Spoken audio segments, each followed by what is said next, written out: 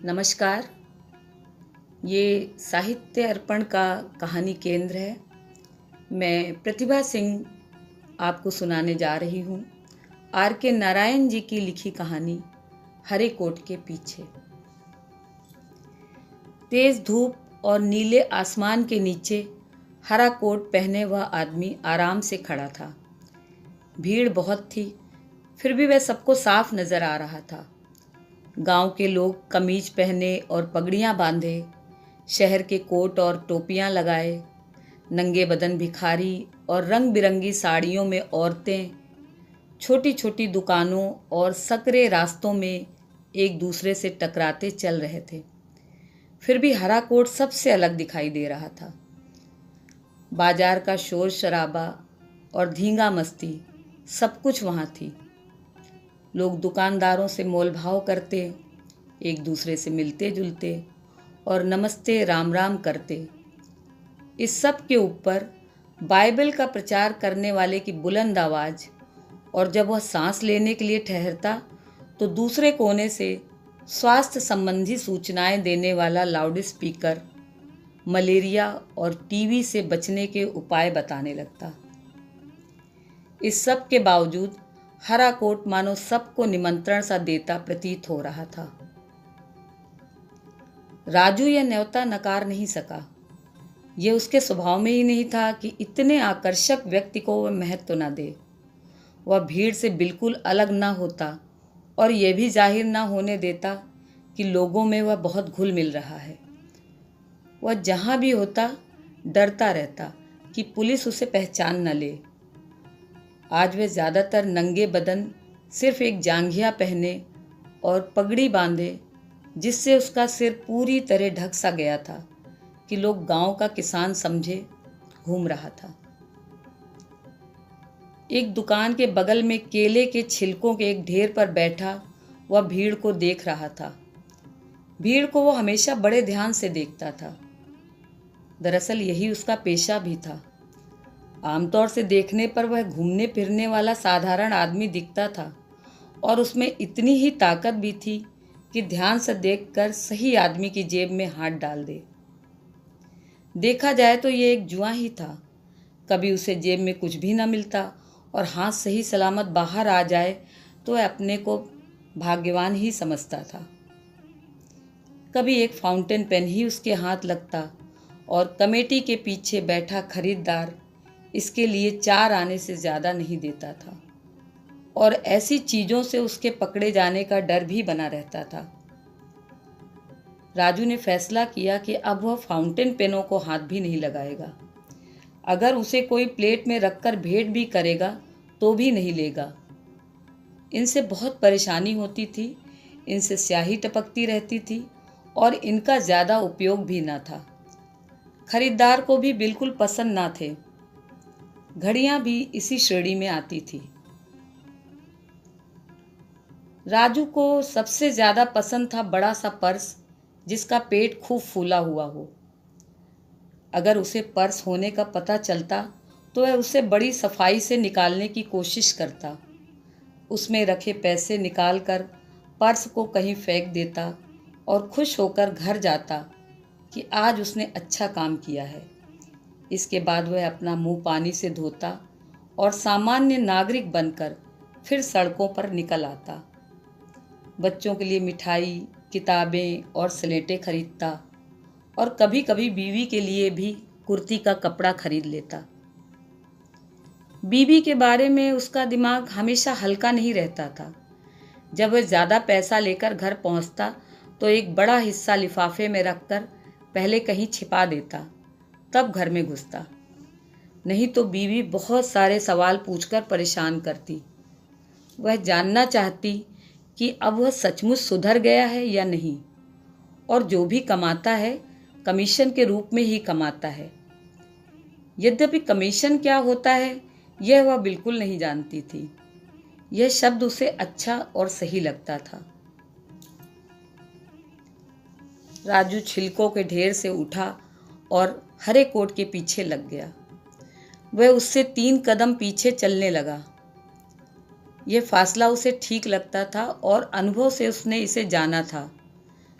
दोनों के बीच का फासला इतना भी नहीं होना चाहिए कि आदमी का हाथ पर्स से कितना दूर है इसका पता ही ना चले, और इतने पास भी नहीं होना चाहिए कि दूसरे को संदेह होने लगे। इसका फैसला अच्छी गणना के बाद किया जाना चाहिए और यह एकदम संतुलित होना चाहिए, बिल्कुल उस शिकारी की तरह जो सभी तरह के जानवरों का पीछा करता है और शिकार के बाद सही सलामत घर वापस पहुंचना चाहता है। जंगल के शिकारी का काम इसलिए आसान होता है क्योंकि उसे शिकार की सुरक्षा का विचार नहीं करना पड़ता। इस काम में शिकार को पता भी न चलने देने के हिसाब से काम करना पड़ता है। उसे चोट पहुंचाने का इसमें सवाल ही नहीं उठता। राजू बड़े धीरज से इंतजार करता रहा। एक दुकान पर खड़ा चटाइयों का मोल भाव करता रहा। बगल में हरा कोट एक ठेले वाले से नारियल कटवाकर आराम से पी रहा था। लगता था वह यहाँ से हटेगा ही नहीं। भीतर का सारा दूध पीकर उसने धीरे धीरे उसे कटवाकर गूदा निकलवाया और आराम से खाने लगा।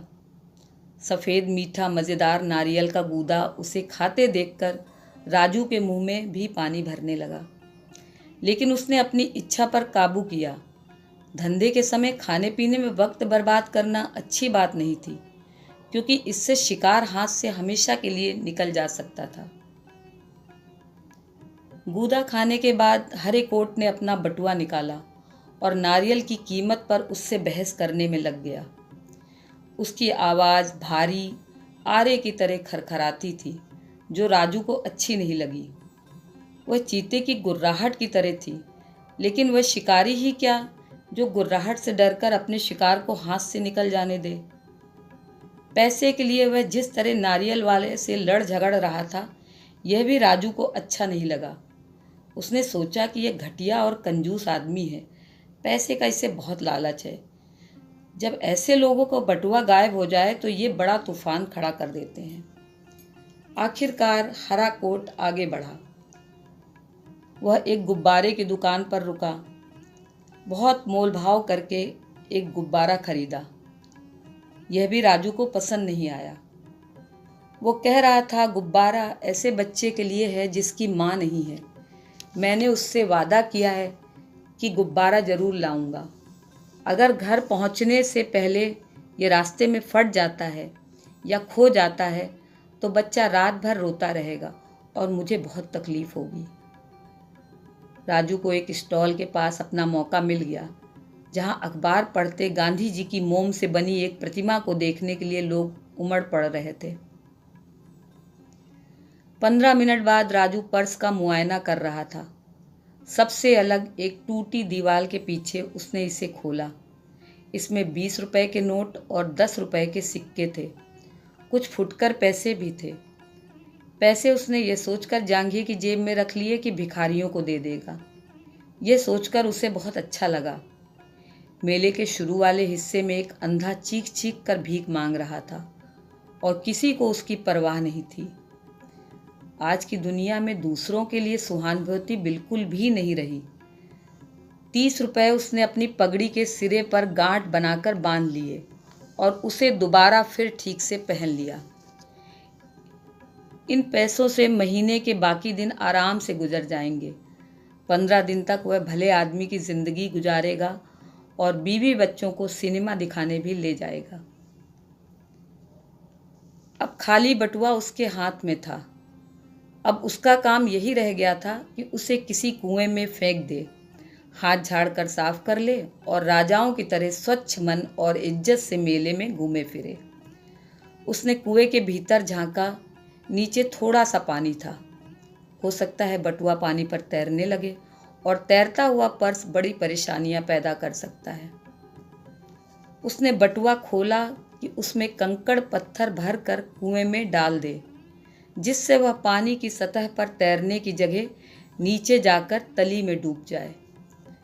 तभी उसे बटुए में गुब्बारा दिखाई दिया, जो तह कर कर रखा हुआ था। उसे याद आया कि गुब्बारा हरे कोट ने अपने बच्चे के लिए खरीदा था और बड़ी देर तक इसके लिए मोलभाव करता रहा था। उसने सोचा, इसे पर्स में रखने की क्या ज़रूरत थी। बड़ों की इन्हीं लापरवाहियों की वजह से बच्चों को परेशानी होती है। उसे क्रोध आ गया और कल्पना में वह देखने लगा कि दरवाजे में खड़े गुब्बारे का इंतजार कर रहे बिन माँ के बच्चे पर पिता को जब जेब में हाथ डालने पर पर्स नहीं मिलता, उस पर अपना गुस्सा निकालने लगता है। इस कल्पना से वह सहम गया। माँहीन बच्चे की स्थिति का विचार करके राजू जैसे रोने को हो आया। बच्चे को वह सांत्वना देने वाला भी कोई ना होगा। अगर उसने रोना शुरू कर दिया तो हो सकता है ये गुंडा उसे पीटने लगे। इसकी शक्ल से यह हरगिज नहीं लगता कि यह बच्चों की भाषा जानता होगा। राजू ने सोचा कि बच्चा उसके दूसरे बेटे के बराबर होगा और उसका मन दया से भर उठा। मान लो मेरी अपनी बीवी चल बसी, अपने पैसे छुपा कर रखने पड़ते थे। खैर, उसने इस पर ज़्यादा सोचना सही नहीं समझा। यह मुख्य मुद्दा नहीं था। यदि पत्नी ना रहे तो उसे अफसोस तो बहुत होगा और बच्चों को प्रसन्न रखने में भी बहुत कठिनाइयाँ आएंगी। उसने फैसला किया कि माँहीन बच्चे को वह गुब्बारा मिलना ही चाहिए, लेकिन कैसे? उसने दीवार के पीछे से झांक कर देखा। भीड़ काफ़ी दूर नजर आ रही थी। गुब्बारा वापस तो किया नहीं जा सकता। यही किया जा सकता है कि उसे पर्स में फिर रख दिया जाए और फिर पर्स को चुपचाप हरे कोट की जेब में डाल दिया जाए। हरे कोट वाला बाइबिल का प्रचार करने वाले के सामने लगी भीड़ को देख रहा था। वक्ता जोर शोर से भाषण दे रहा था। उसके सामने गोला बनाए लोग सवाल पूछ रहे थे। तुम्हारा ईश्वर कहाँ रहता है? उत्तर सुनने के लिए लोग चुप हो गए। राजू हरे कोट के पास पहुंच गया। गुब्बारा पर्स में था और पर्स उसकी हथेलियों में। अब इसे वह जेब में डाल देगा। हाथ हिलाते ही राजू को अपनी गलती समझ में आ गई। हरे कोट ने हाथ पकड़ लिया और चिल्लाया, पॉकेट मार। सवाल पूछने वाले ईश्वर की समस्या भूल गए और राजू की तरफ घूमे, जो खुद चिल्लाने लगा था, मुझे छोड़ो। हरे कोट ने झपट कर उसे जोर का चाटा मारा। इस चोट से राजू जैसे अंधा ही होने लगा। एक क्षण के लिए वह भूल गया कि वह कहाँ है और यह भी कि वह है कौन। आंखों के आगे से अंधेरा जब कुछ कम हुआ और धुंध कुछ छटी तो उसने आंखें खोली और देखा कि हरा कोट उसे ही नहीं सारी दुनिया को घेरे खड़ा है। वह दूसरा वार करने के लिए तैयार हो रहा था। राजू बहुत डर गया। कहने लगा, मैं तो आपको पर्स वापस कर रहा था। हरे कोट ने दांत पीसे और बांह की हड्डियां तोड़ दी। लोग हंसने लगे और कुछ ने खुद भी उसे थप्पड़ मारे।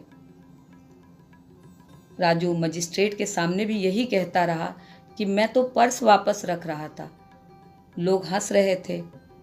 फिर पुलिस की दुनिया का यह आम मजाक बन गया। राजू की बीबी जेल में उससे मिलने आई तो रो कर कहने लगी, तुमने हम सबको शर्मिंदा किया है। राजू गुस्से से बोला, क्यों किया है? मैं तो पर्स उसकी जेब में रख रहा था। 18 महीने की सजा काटकर जब वह वापस लौटा तो सोचता रहा कि उसे अब क्या करना चाहिए।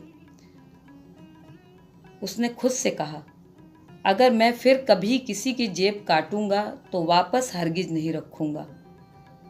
अब उसे विश्वास हो गया था कि ईश्वर ने उसे जैसे लोगों को एक तरफा सफाई ही प्रदान की है। ये अंगुलियां निकाल तो सकती हैं, वापस नहीं रख सकती।